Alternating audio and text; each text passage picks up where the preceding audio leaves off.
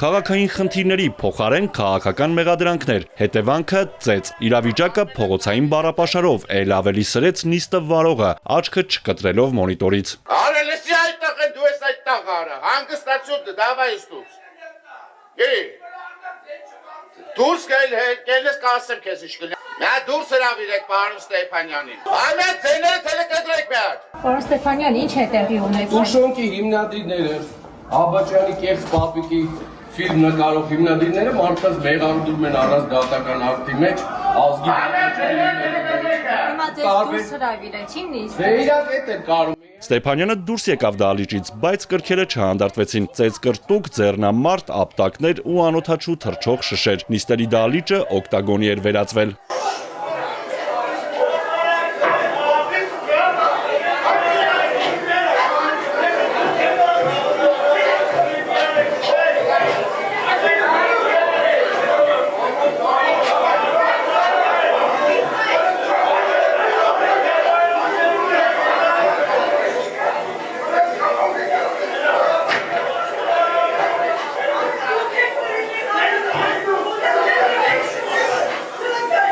Ծեծ կրտուկը շարունակվեց նաև նիստերի դահլիճից դուրս միջանցքում։ Ինչ ես քաշքշում բերական։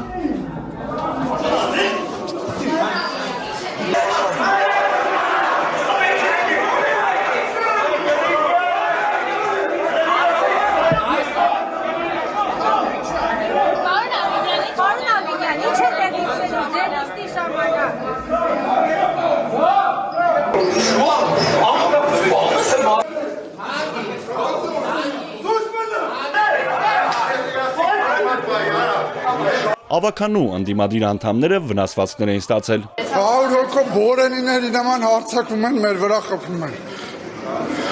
Առաջինը իրենք հարձակվեցին եւ Այո, սադրեցին, հարձակվեցին, խփեցին։ Այդ է իրանց տեսակը 200 հոգով հասնեն մեկի վրա։ Ախրանիկներով, բանով, ախրանիկներն էլ սովորացրել են, որ մեզ խփեն։ Իրանց դուխները չի հերիքում են այդ կռիվանը։ Մենք ընդամենը 3 տղամարդ կանգնած ենք, իրենք 100 մենակ 60 հոգի ավականեով հասան վրեքներս։ Հետ ադամը պետական դավաճանը դուք եք, Արցախ ծախողնել եք դուք, Արցախ հանձնողնել եք դուք, 5000 զոհերի մեղավորնել եք դուք։ Ու մեղավորությունը գցում են ամեն ինչ ընդդիմության վրա։ Միջանցքում վիճակը հանդարտվեց, սակայն նիստերի դահլիճում ձեռնամարտը շարունակվում էր, բայց արդեն կանանց մասնակցությամբ։